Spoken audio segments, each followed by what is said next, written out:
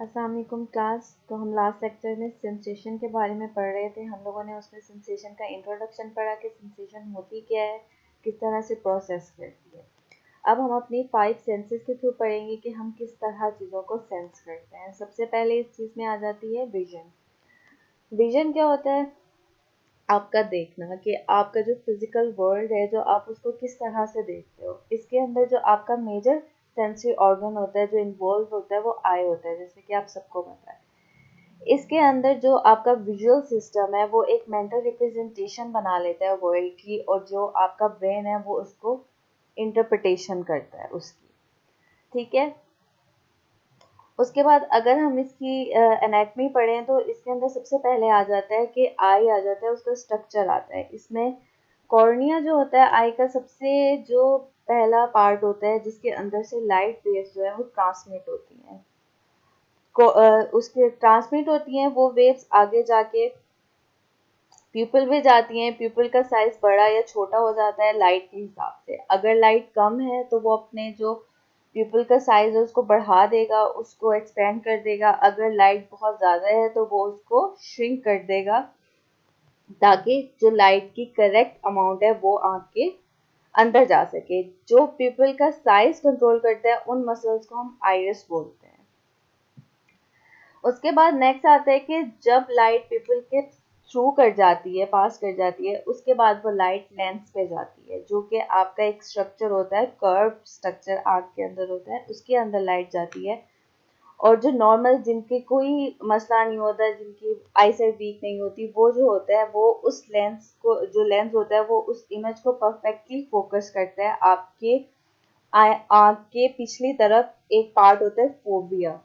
Fovea के ऊपर वो आपके जो इमेज है उसको फोकस करता है, जो कि आपके रेटिना का एक पार्ट होता है। जो लेंस है वो उस फोविया के ऊपर जो इमेज है उसको उल्टा बनाता है। जो आपका ब्रेन है जब वो उसकी इंटरप्रिटेशन करता है तो वो उस इमेज को सीधा करके इंटरप्रिटेशन करता है उसकी।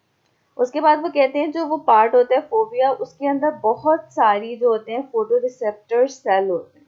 जो आपने सुना होगा रोड्स एंड कोन्स की हम जो बात करते हैं।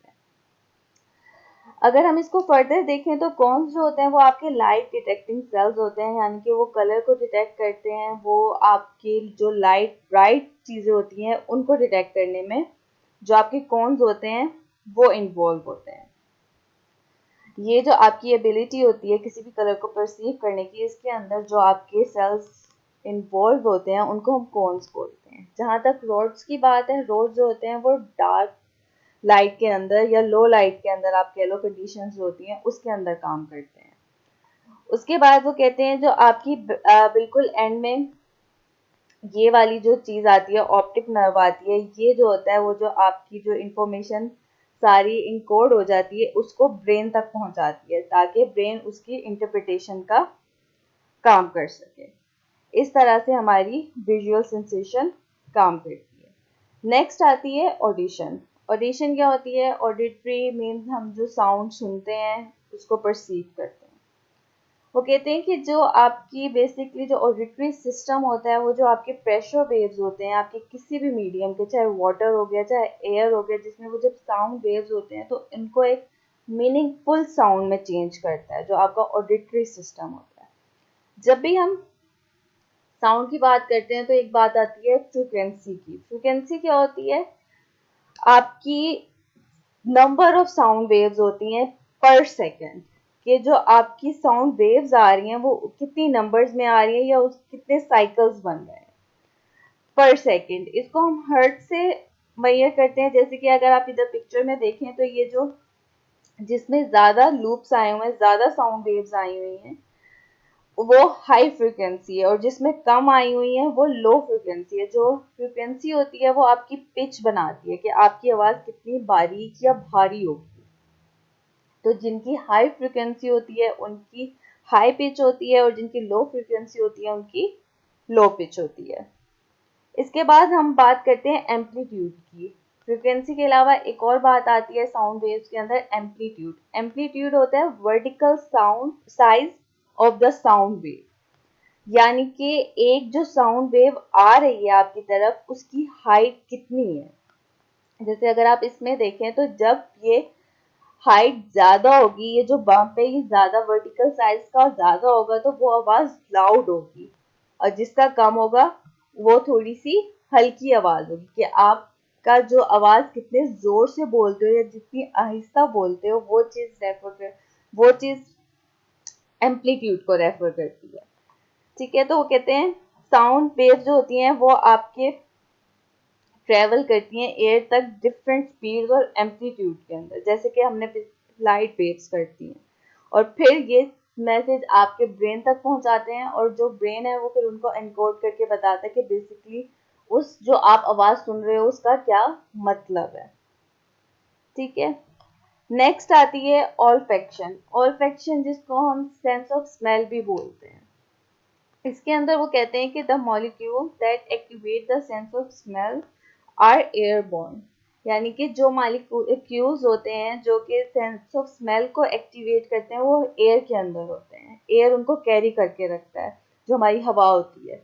ठीक है, तो वो कहते हैं ये जो मॉलिक्यूल्स होते हैं जो हवा में मौजूद होते हैं पहले से, वो आपकी बॉडी के अंदर आपके नोज या माउथ के जो एक पिछला हिस्सा होता है उसके जरिए अंदर बॉडी में एंटर होते हैं।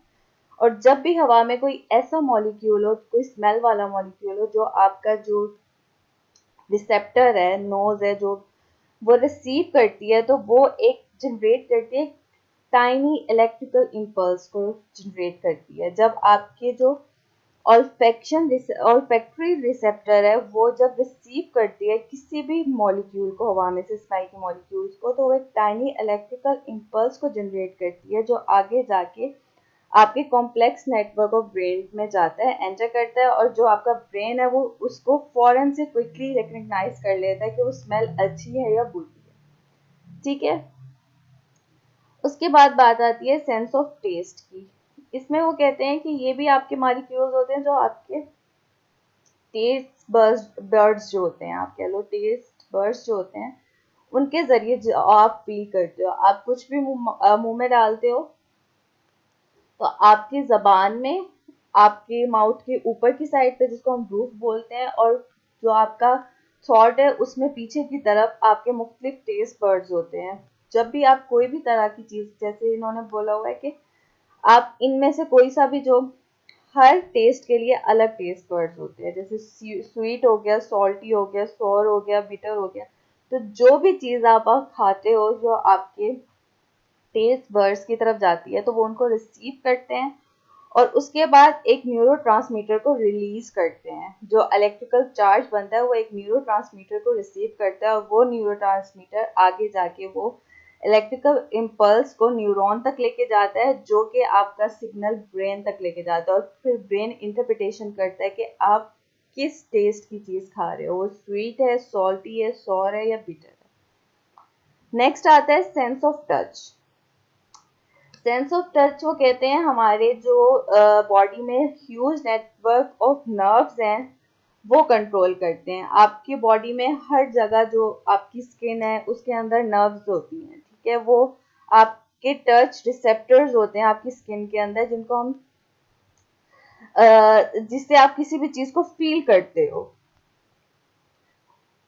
अब आप किसी भी चीज़ को, ठंडे गर्म को आप कह लें, जब भी आप किसी ठंडे गर्म पानी को हाथ लगाएं या ठंडे पानी को हाथ लगाएं तो आपको फील होता है। जैसे अगर आपके पैर में कोई चीज़ चुभ जाती है तो एकदम से आपको आपके पैर के जो स्किन के रिसेप्टर्स हैं वो उस चीज़ को फील करते हैं, और वो फौरन आपके ब्रेन तक उस चीज़ को पहुंचाते हैं। तो इस तरह आपकी सेंस ऑफ टच काम करती है, जिसमें वो कहते हैं हम मुख्तलिफ चीज़ों को फील कर सकते हैं। ये हमारी 5 सेंसेस थी जो हमने पढ़ा है। आई होप आप लोगों को समझ आ गया होगा। अगर कोई क्वेरी हो तो आप पूछ सकते हैं।